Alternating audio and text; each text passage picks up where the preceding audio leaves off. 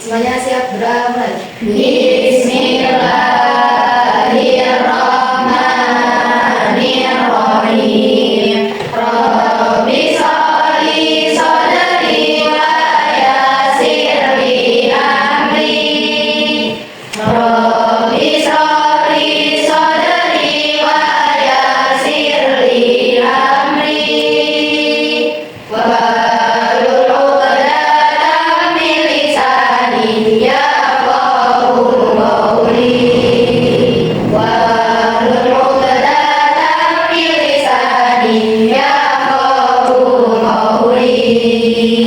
Ya Allah, give me relief, make it sweet my mother. Ya Allah, give me relief, make it sweet my mother. Yes, my love to be love and realize my worth. Yes, my love to be love and realize my worth. Iqra bersama. Assalamualaikum warahmatullahi wabarakatuh. Waalaikumsalam warahmatullahi wabarakatuh. Selamat pagi. Pagi, Bu. Ada yang berangkat? Ada. Siapa? Ayu. Kenapa Ayu? Sakit. Udah sarapan semua? Sudah. Belum? Kenapa belum? Belum sempat. Belum sempat. Ya udah. Selanjutnya kita akan menghayati nilai-nilai Pancasila. Nah, nilai-nilai Pancasila kita ambil dari kisahnya Tantowi dan Liliana. Tahu nggak atlet Tantowi dan Liliana? Tahu. Tahu, ada yang tahu ya? Tantowi dan Liliana itu atlet bulu tangkis ganda campuran Indonesia yang berhasil meraih medali emas pada Olimpiade 2016 di Brazil. Nah, Ibu akan menampilkan video pertandingannya. Kemudian nanti kita ambil nilai-nilai Pancasila dari kisah pertandingan Tantowi dan Liliana ya.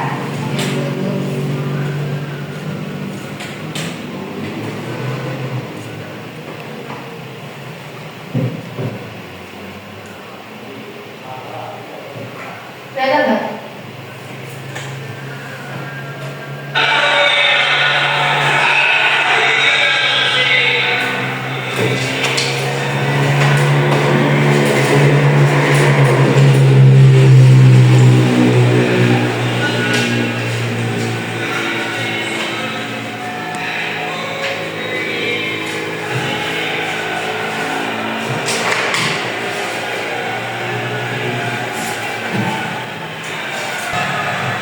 Cukup ya? Kemudian Ibu akan menjelaskan kisah di balik kemenangan pasangan ganda campuran Indonesia Tantowi Ahmad dan Liliana Natsir dalam meraih medali emas Olimpiade pada tahun 2016 sangat memalukan dan penuh perjuangan. Pasangan yang kerap dipanggil Owi atau Butet ini, yang ini ya sebelah sini. Ini sebenarnya pernah gagal di Olimpiade di London tahun 2012. Kegagalan itu menjadi pukulan bagi mereka, namun mereka menganggap itu sebagai sebuah motivasi untuk bangkit. Setelah itu, mereka berlatih lebih keras dan terus memperbaiki permainan mereka. Perjalanan menuju Olimpiade tahun 2016 juga tidak mudah bagi mereka. Menjelang Olimpiade, performa mereka sempat menurun dan banyak orang meragukan apakah mereka bisa membawa pulang emas. Tetapi dengan pengalaman kerja keras dan mental yang kuat, mereka berhasil menunjukkan permainan terbaik saat Olimpiade berlangsung. Nah, di final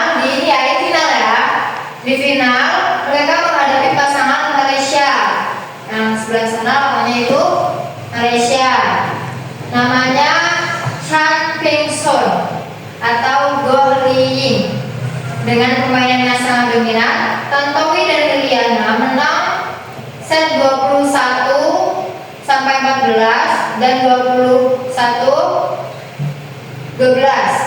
Kemenangan itu terasa semakin spesial karena diraih tepat pada tanggal 17 Agustus 2016.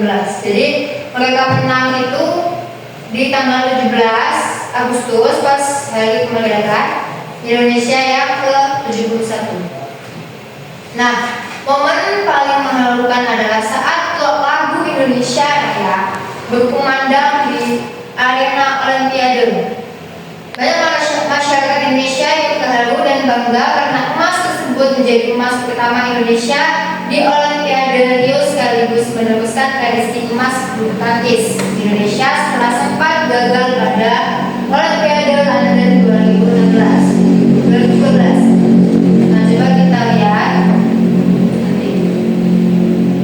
Nih, detik-detik mereka menang ya.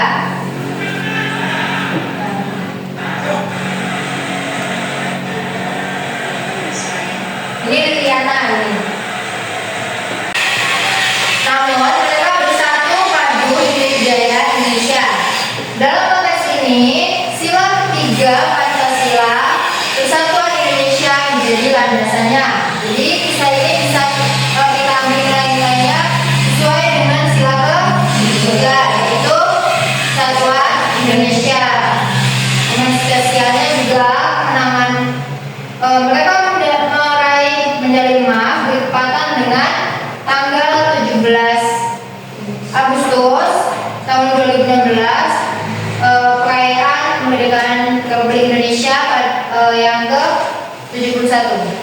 Kemudian sebelum kita akhiri ini, kita mau ada kegiatan diskusi. Jadi nanti Ibu akan kasih bagi kelompok 1, 2, dan 3. Kita bagi, nanti Ibu kasih pertanyaan sesuai kelompoknya.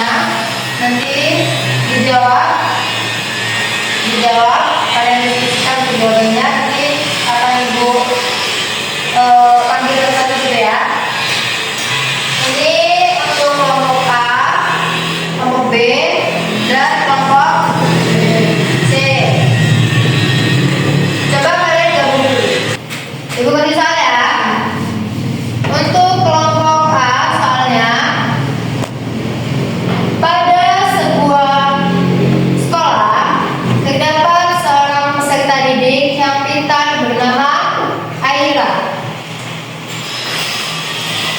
Nah, Aira itu tidak mau mengikuti setiap kegiatan keagamaan yang dilaksanakan sekolah. Ia merasa hanya membuang waktu. Menurutnya, yang terpenting dari peserta didik adalah kecerdasan intelektual, tidak perlu kecerdasan spiritual. Selain itu, menurutnya kecerdasan intelektual menjadi faktor penting kesuksesan pada masa mendatang. Bagaimana pandangan kalian terhadap sikap Aira? Jelaskan sila berapa dalam Pancasila yang berhubungan dengan permasalahan tersebut. Itu untuk soal yang kelompok A. Kemudian soal untuk kelompok B. Seorang peserta didik bernama Dava sudah 3 hari tidak masuk sekolah. Ketua kelas mengusulkan untuk menjenguk Dava. Semua pengurus kelas setuju. Sepulang sekolah, mereka menuju rumah Dava untuk menjenguk. Mereka membawa jeruk 2 kg sebagai buah tangan. Sesampainya di rumah Dava, semua masuk ke ruang tamu rumah Dava. Hanya peserta didik yang bernama Dika yang tidak mau masuk. Ia memilih menunggu di teras rumahnya. Rupanya Dika merasa minder untuk masuk rumah Dava yang enggak. Nah, peserta didik Dava pernah meladai Dika sebagai anak miskin. Kemudian pertanyaannya, jika kamu adalah ketua kelasnya, bagaimana cara kamu mengajak Dika agar mau masuk ke ruang tamu Dava? Jelaskan nilai Pancasila yang berhubungan dengan peristiwa tersebut. Paham ya? Kelompok B. Kemudian lanjut kelompok C.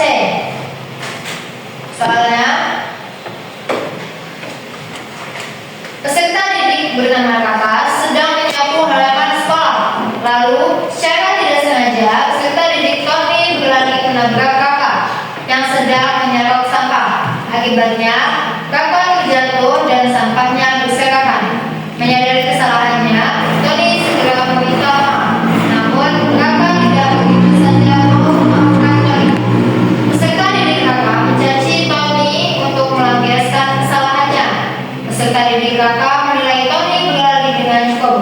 Soalnya, jika kamu diminta untuk menyelesaikan masalah tersebut, bagaimana cara kamu menyelesaikan masalah tersebut dan tidak mengikat kakak dengan Tony? Jelaskan pula secara terbuka dalam Pancasila yang berhubungan dengan peristiwa itu. Nah, sekarang kalian diskusikan dengan kelompoknya. Kemudian nanti ibu akan menanyakan jawabannya. Kelompok A. Kelompok A jawabannya apa?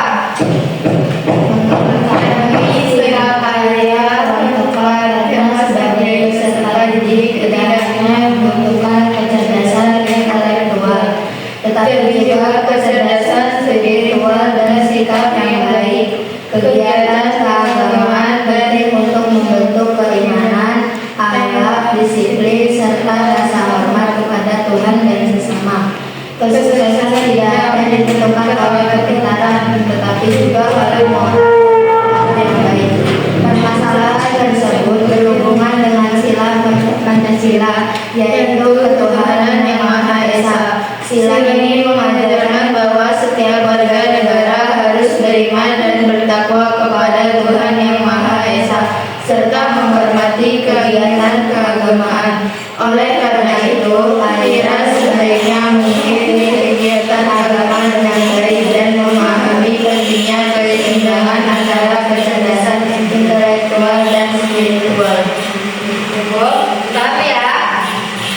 Kemudian jawaban untuk kelompok C, kelompok B. Jika kami menjadi ketua kelas, kami akan mengajak kami akan mengajak dan lain-lainnya. Kami akan mengatakan bahwa tugas kami datang adalah untuk menjemput teman yang sedang sakit, bukan untuk melihat keadaan rumahnya. Kami juga akan menjadi semangat kepada Dika agar tidak hindar. Nah, dari diskusi ini dapat kami ya. Kita lanjut ke minggu depan. Sekarang kita siap-siap.